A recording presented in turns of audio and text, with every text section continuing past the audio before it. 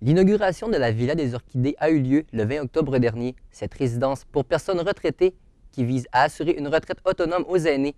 Avec moi, la directrice de cette villa, Mme Mandy Bouchard. Bonjour. Bonjour. Comment s'est déroulée justement l'inauguration le 20 octobre dernier? Ça a très bien été. On a accueilli au plus de 250 personnes pour montrer notre belle résidence aux gens de la région. Puis, dans le fond, donner un élan à l'ouverture officielle. Quel a été là, le clou de cette soirée?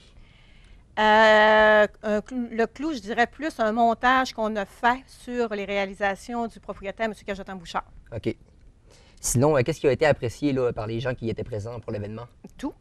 Okay. Dans le fond, l'accueil pour les personnes ont beaucoup apprécié.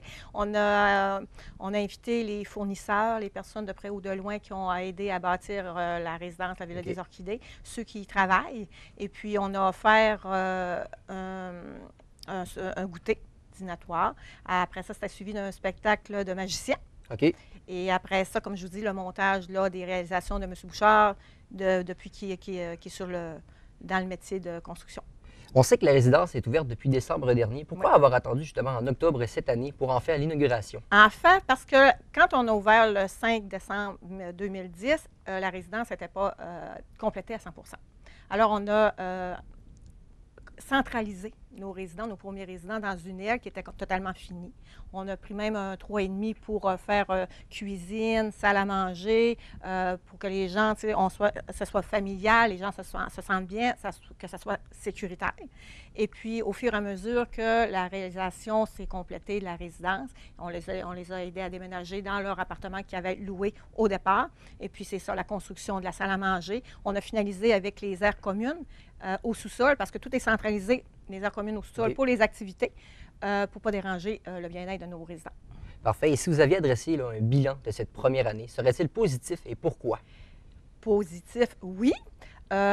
Déstabilisant aussi, parce que quand on commence à travailler dans une résidence qui n'existe même pas au départ, c'est quelque chose. On commence par faire la publicité, monter ce que ça va devenir.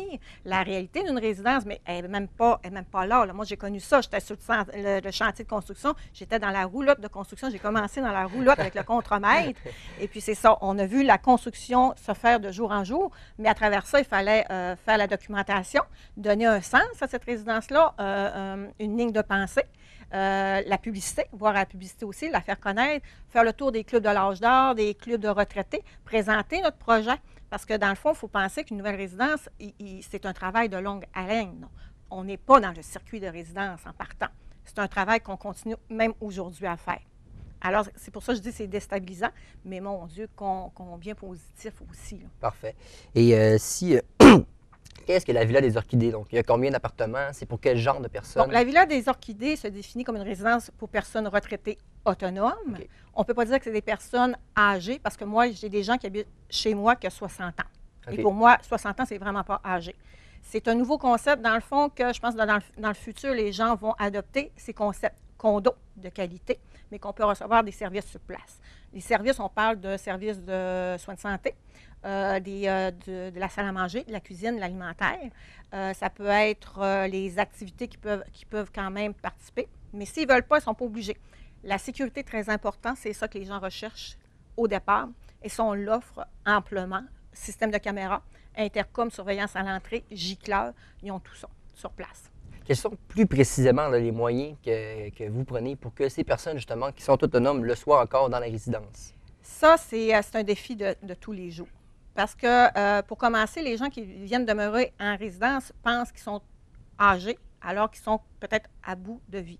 Nous, notre travail, c'est de montrer que non. C'est qu'ils ont de l'autonomie à faire, il faut qu'ils continuent. Nous, notre personnel est formé pour ça. Ils les accompagnent, ils montrent des activités pour que les personnes demeurent autonomes. On a même un service de navette par autobus une fois par semaine qui les emmène dans les centres d'achat. Ils ont une vie vers l'extérieur, pas juste centralisée sur l'intérieur. Puis Et ça, j'y tiens énormément. C'est pour ça qu'on fait le tour des clubs de retraités. Les clubs de leur genre, on participe avec eux en partenariat pour leur offrir les activités de ces clubs-là. S'ils veulent qu'on aille les porter, c'est toutes des affaires en développement qu'on va faire dans le futur. Et en quoi le personnel est important justement pour travailler à cette autonomie des retraités? Bien, c'est l'ensemble. Si on n'a pas le personnel sur place qui est qualifié pour entourer ces personnes-là, dans le fond, ces résidences-là ne pourraient pas exister. Tu as besoin des personnes qui donnent des soins de santé, des préposés aux tables pour faire le service aux tables. Si les personnes ont besoin de parler, comme encore un matin, j'ai un résident, il vient de perdre sa sœur, il a besoin de parler. Il faut que le personnel soit formé pour ça et surtout avoir des valeurs de cœur tellement importantes comme l'empathie, le don de soi, parce que c'est ça qu'ils ont besoin. Parfait. Et on sait que là où il y a de la compétition, le but, c'est de se démarquer. Qu'est-ce qui différencie votre résidence des autres résidences? Pour commencer, en frais de bâtisse, c'est une résidence éco-responsable. Les personnes retraitées, de plus en plus, ils sont sensibilisés à l'écologie, à le vert, comme on dit, là, à la survie de la planète pour leurs petits-enfants. Et ça, c'est vraiment, hier, j'avais une personne dans mon bureau, puis quand j'ai dit compostage, recyclage, ça l'a interpellé. Et puis, à un moment donné, j'ai même broché les feuilles et dit, ça, on serait mieux de prendre une trombone au lieu de brocher, parce que pour l'environnement, c'est plus, c'est plus sain. Puis c'est une personne âgée qui me dit ça. Ouais, c'est juste pour se dire, déjà, en frais de bâtisse, verte, on se démarque. On se démarque aussi par rapport, comme je vous dis, au personnel sur place, qui ont des valeurs empathiques, qui sont là pour aider les gens. Ils ne sont pas là pour donner juste, disons, un repas. Ils sont là pour écouter, voir si tout va bien. Ils sont formés pour ça. C'est pour ça la différence par rapport aux autres, c'est peut-être ça, c'est qu'on est tourné vraiment vers l'individu et non vers le client. Parfait. Et justement, souvent, on entend souvent parler que les résidences, là, un petit préjugé, là, c'est des endroits où les gens attendent de mourir. Ouais. D'où vient ce préjugé? Moi, je crois qu'à travers des années, dans le passé, on était dans des foyers.